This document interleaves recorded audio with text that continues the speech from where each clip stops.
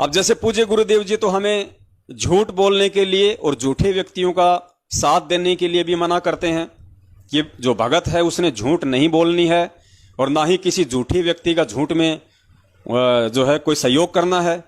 अब एक बात बताओ पुण्यात्माओं, आप किसी रास्ते से जा रहे हो और आपके आगे आगे कोई गाय दौड़ के आई और एक गली के अंदर दौड़ के वो चली गई और आपने देख लिया कि गाय इस गली में गई है और पीछे से कोई कसाई हाथ में लेके तलवार उसको काटने के लिए, वो छूट गई उसके हाथ से, वो काटने के लिए लेके जा रहा था, वो कसाई भी आता है पीछे पीछे और वो गाय उस कसाई की आंखों से ओझल हो गई, उसे नहीं पता कि कौन सी गली में गई है।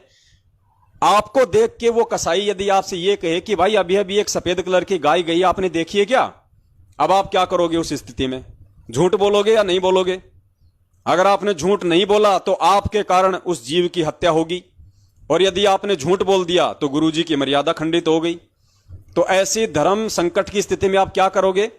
पुण्यात्मा, वहां पे आपने झूठ बोलना पड़ेगा, क्योंकि वो झूठ जो किसी की जान बचा दे, जो किसी जीव की जीवन रक्षा कर दे, वो झूठ झूठ नहीं होता है, उसमें आपका कोई नुकसान नहीं है, क्योंकि वो झूठ झूठ होता है जिसमें किसी व्यक्ति का खुद का स्वार्थ होता है, जिसमें व्यक्ति का स्वयं का लोभ और लालच समाहित होता है, वो झूठ होता है।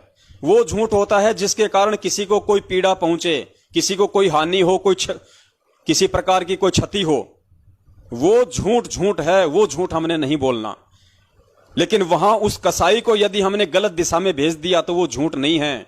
हमने यदि उसको मना कर दिया कि भाई साहब मैंने गाय को नहीं देखा, तो वो झूठ नहीं है, क्योंकि उस झूठ की वजह से एक जीव के जीवन की रक्षा हो रही है।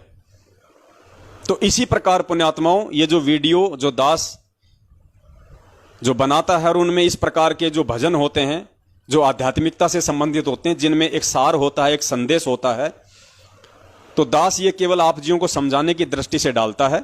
लेकिन जो लोग नहीं समझ पाते उनका अब हम क्या कर सकते हैं?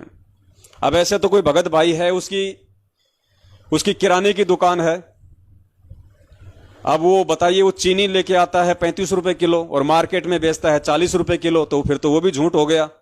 फिर तो आदमी धंधे नहीं कर सकता, कुछ काम ही नहीं कर सकता फिर तो। लेकिन वो 5 रुपए वो झूठ नहीं है, वो उसकी मेहनत है। वो 5 रुपए वो झूठ नहीं बोल रहा। 5 रुपए यदि वो ले रहा है तो वो बाजार भी जाता है, सारा दिन वो खराब भी करता है, सामान लेके आता है, उसका किराया भी लगता है, उसका खुद का परिवार भी है, वो मेहनत भी करता है, आप लोगों को बैठे बैठाए खुद शहर जाके गांव में आपको सारा सामान उपलब्ध करवाता है, आप लोगों को सुविधा दे रहा है। तो वो 5 रुपए वो कमीशन नहीं है, वो 5 रुपए उसकी मेहनत है, तो वो झूठ में नहीं आते। तो इस प्रकार से पुण्यात्माओं हमने इन चीजों को समझना है। तो रही बात सतलोक आश्रम मैनेजमेंट हरियाणा के पीछे अज्ञानता में चल रहे मेरे उन तमाम भाई बहनों की, तो भाई आप लोगों को तो समझ में आएंगी नहीं ये बातें, क्योंकि आप लोग तो राग द्वेष और ईर्ष्या की आग में जल रहे हैं। जब तक आप लोग अपने इस भेजे को, जो गंदगी मैनेजमेंट ने आपके अंदर जो भरी हुई है राग द्वेष और ईर्ष्या की, उसको जब तक आप साफ नहीं करोगे, आप उसको डिलीट नहीं करोगे, तब तक ये साध संगति वाली बातें और गुरुजी के जो सत्संग रूपी जो संकेत हैं वो आप लोगों की समझ में नहीं आएंगे।